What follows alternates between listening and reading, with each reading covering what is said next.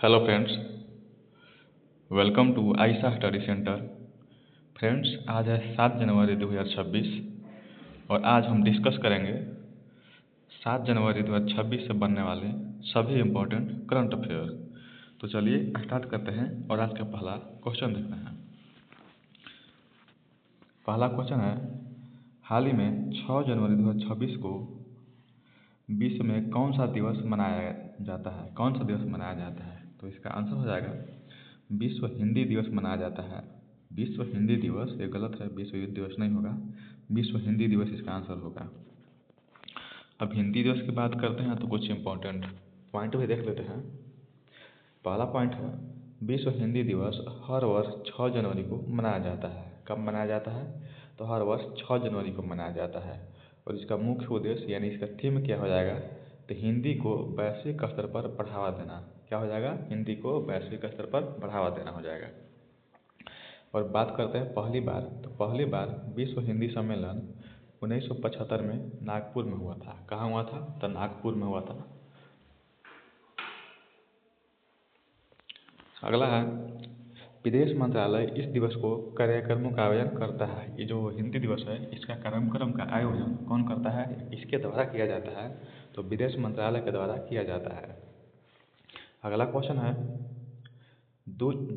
जनवरी 2026 में भारत किस देश का सबसे बड़ा उत्पादक देश बन गया है? यानी कि चावल का सबसे बड़ा उत्पादक देश बन गया है भारत। तो किसको पीछे छोड़कर बन गया है?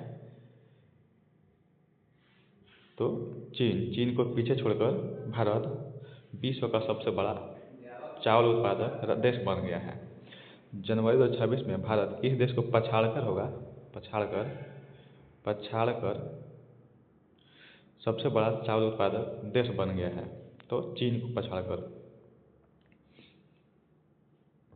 भारत ने चावल उत्पादन में चीन को पीछे छोड़ा है। भारत विश्व का सबसे बड़ा चावल निर्यातक भी है, यानी कि चावल निर्यातक और सबसे बड़ा देश भारत है। और भारत में बात करते हैं तो प्रमुख चावल उत्पादक राज्य हो जाएगा पश्चिम बंगाल, यूपी, पंजाब, और चावल एक खरीफ फसल भी है। ठीक है, अब अगला क्वेश्चन देखते हैं और क्वेश्चन नंबर 3 देखेंगे। 6 जनवरी 2026 को भारतीय तटरक्षक बल में कौन सा जहाज शामिल किया गया है? तो कौन सा जहाज शामिल किया गया है? तो इसका आंसर हो जाएगा समुद्र प्रताप। कौन सा जहाज शामिल किया गया है? तो समुद्र प्रताप शामिल किया गया है।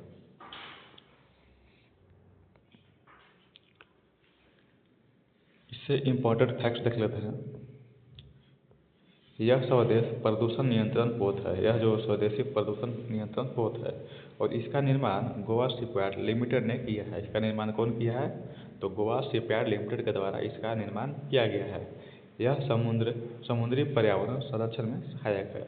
तो किसका संरक्षण में सहायक है? तो यह समुद्री पर्यावरण में सहायक है और यह मेक इन इंडिया पहल को बढ़ावा देता है। ठीक है, अगला क्वेश्चन देखेंगे और क्वेश्चन नंबर 4 देखते हैं।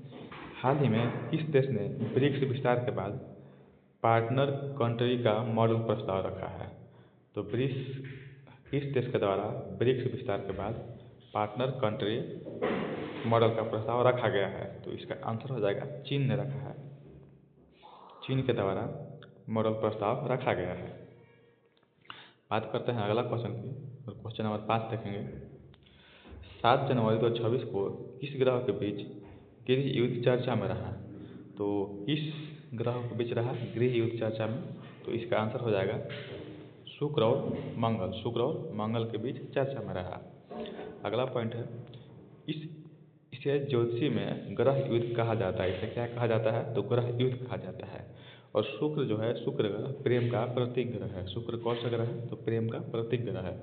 और मंगल ऊर्जा और संघर्ष का प्रतीक ग्रह है। मंगल को कहते हैं ऊर्जा और संघर्ष का प्रतीक ग्रह। ऊर्जा और संघर्ष का प्रतीक ग्रह। अगला क्वेश्चन देखते हैं। हाल ही चर्चा में रहा ग्लोबल बायोफ्यूल अलायंस यानी कि GBA किस देश की पहल पर शुरू किया गया है? यानी कि ग्लोबल बायोफ्यूल अलायंस किस देश की पहल पर शुरू किया गया है? तो इसका आंसर हो जाएगा भारत। किस देश की पहल पर शुरू किया गया है? तो भारत के शुरू किया गया है। अब बायोफ्यूल अलायंस क्या है देख लेते हैं। ग्लोबल बायोफ्यूल अलायंस यानी कि GBA भारत की पहल पर G20 शिखर सम्मेलन में शुरू की गई है और यह एक अंतर्राष्ट्रीय पहल है। यह जो ग्लोबल बायोफ्यूल अलायंस है यह एक अंतर्राष्ट्रीय पहल है जिसका उद्देश्य यानी कि जिसका थीम हो जाएगा जैव ईंधन यानी कि इथेनॉल, बायोडीजल आदि के उत्पादन, उपयोग और वैश्विक सहयोग को बढ़ाकर ऊर्जा सुरक्षा मजबूत करना और कार्बन उत्सर्जन को कम करना है। ठीक है, क्या हो जाएगा इसका ग्लोबल बायोफ्यूल अलायंस। ठीक है, और भारत के पहल पर शुरू किया गया है और यह एक अंतर्राष्ट्रीय पहल भी है। अगला क्वेश्चन देखते हैं और क्वेश्चन नंबर 7 देखते हैं। हाल ही में भारत ने किस देश के साथ लोकल करेंसी सेटलमेंट को बढ़ावा दिया है? किस देश के साथ लोकल करेंसी सेटलमेंट को बढ़ावा दिया है? तो इसका आंसर हो जाएगा भारत ने रूस के साथ लोकल करेंसी सेटलमेंट को बढ़ावा दिया है। अब इसका पॉइंट देख लेते हैं। भारत और रूस के बीच लोकल करेंसी सेटलमेंट व्यवस्था का उद्देश्य अंतर्राष्ट्रीय व्यापार में अमेरिकी डॉलर पर निर्भरता कम करना है, जिसके तहत रुपये और रूबल में लेन देन को बढ़ावा दिया जा रहा है। इससे क्या होगा कि रुपये और रूबल के रूप में लेन देन को बढ़ावा दिया जाएगा। अगला क्वेश्चन है और क्वेश्चन नंबर 8 देखेंगे। हाल ही चर्चा में रहा ग्रीन टर्म ट्रांसमिशन प्रोग्राम किस क्षेत्र से जुड़ा है? यानी कि ग्रीन टग ट्रांजिशन प्रोग्राम किस क्षेत्र से जुड़ा है? तो इसका आंसर हो जाएगा बंदरगाह से जुड़ा है green tug transition programme.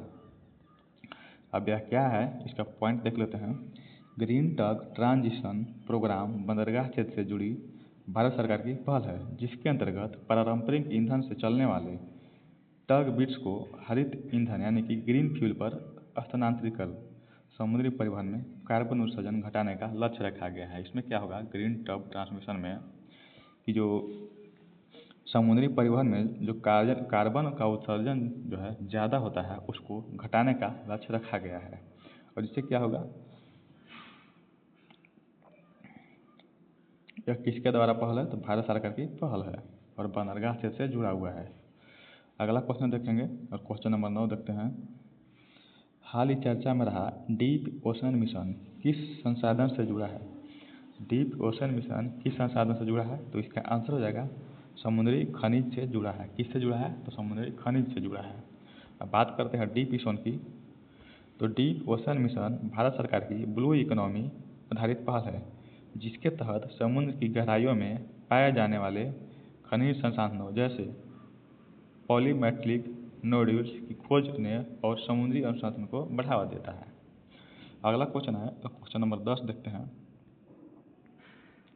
Bharat सरकार ने अंडमान व निकोबार में किस प्रकार का नया सुरक्षा ढांचा लॉन्च किया है? तो अंडमान निकोबार में भारत सरकार के द्वारा किस प्रकार का सुरक्षा ढांचा लॉन्च किया गया है? तो इसका आंसर हो जाएगा command and control centre. Command and control centre इसका आंसर हो जाएगा। बात करते हैं इससे जुड़े फैक्ट्स की। तो गृह मंत्री अमित शाह के द्वारा अंडमान और निकोबार द्वीप समूह में एक अत्याधुनिक इंटीग्रेटेड सिक्योरिटी हब लॉन्च किया गया है। क्या लॉन्च किया गया है? तो इंटीग्रेटेड सिक्योरिटी हब लॉन्च किया गया है। किसके द्वारा किया गया है? तो गृह मंत्री अमित शाह के द्वारा किया गया है। और कहाँ किया गया है? तो अंडमान निकोबार के द्वीप समूह में, जो सुरक्षा, निगरानी, आपदा प्रतिक्रिया और ऑपरेशन समन्वय को मजबूती करेगा। यह भारत की समुद्री सुरक्षा और रणनीति के लिए महत्वपूर्ण कदम है। ठीक है, अब अगला पॉइंट देखते हैं। भारत ने 3D printed automatic weather stations कहाँ प्रथम बार स्थापित करने की योजना बनाई है? तो 3D printed automatic weather station कहाँ स्थापित किया जाएगा? तो इसका आंसर हो जाएगा दिल्ली में स्थापित किया जाएगा।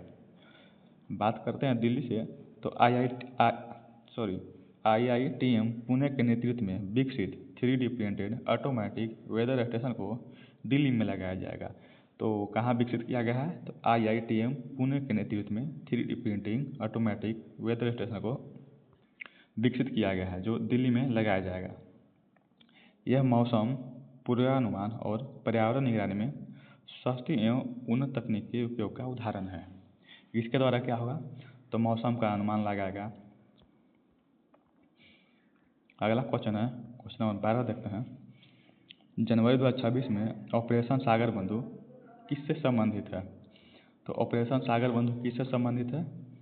तो इसका आंसर हो जाएगा समुद्री सहयोग से ऑपरेशन सागर बंधु संबंधित है। बात करते हैं सागर बंधु से, तो हिंद महासागर में देश के लिए सहायता अभियान चलाया गया और भारतीय नौसेना द्वारा संचालित किया जाएगा। किसके द्वारा संचालित किया जाएगा? तो भारतीय नौसेना द्वारा संचालित किया जाएगा।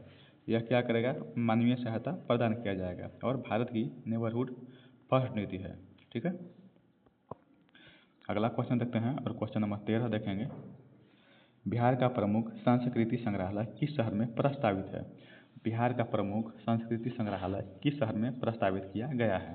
तो इसका आंसर हो जाएगा दरभंगा। कहाँ है? दरभंगा में। अब बात करते हैं दरभंगा से, तो मिथिला संस्कृति संग्रहालय दरभंगा में प्रस्तावित है। कहाँ प्रस्तावित है?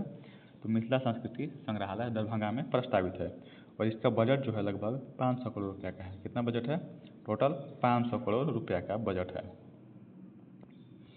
और इसमें क्या होगा, तो इसमें प्राचीन हस्तलिखित ग्रंथों को संरक्षित करेगा। यह जो है संस्कृति संग्रहालय हस्तलिखित ग्रंथों को संरक्षित करेगा और यह मिथिलांचल की संस्कृति विरासत को बढ़ावा भी देगा और इसके द्वारा मिथिलांचल की संस्कृति है उसको बढ़ावा भी मिलेगा। अगला क्वेश्चन है और क्वेश्चन नंबर 14। 72वां नेशनल वॉलीबॉल टूर्नामेंट किस शहर में आयोजित किया गया? तो इसका आंसर हो जाएगा वाराणसी में 72वां नेशनल वॉलीबॉल टूर्नामेंट का आयोजन किया गया। और किसके द्वारा किया गया? तो प्रधानमंत्री नरेंद्र मोदी ने वाराणसी में 72वें राष्ट्रीय वॉलीबॉल प्रतियोगिता का उद्घाटन किया, जिसके खेल सशक्तिकरण और खेल संस्कृति के रूप में बढ़ावा मिलेगा। अगला पॉइंट है और आज का लास्ट क्वेश्चन है। भारत की पहली AI powered railway maintenance system कहाँ लागू हुई? तो कहाँ पर भारत की पहली AI powered railway maintenance system कहाँ लागू किया गया? तो इसका आंसर हो जाएगा मुंबई में लागू किया गया है। अब बात करते हैं AI आधारित रेलवे मेंटेनेंस की, तो रेलवे ने AI आधारित प्रिडिक्टिव मेंटेनेंस प्रणाली शुरू किया है और यह तकनीक ट्रेन संचालन और सुरक्षा में सुधारती है। ठीक है, और आज के साथ हमारा वीडियो समाप्त हो गया है।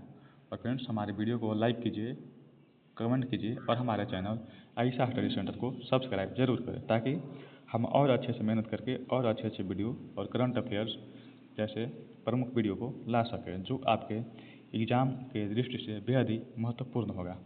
Thank you.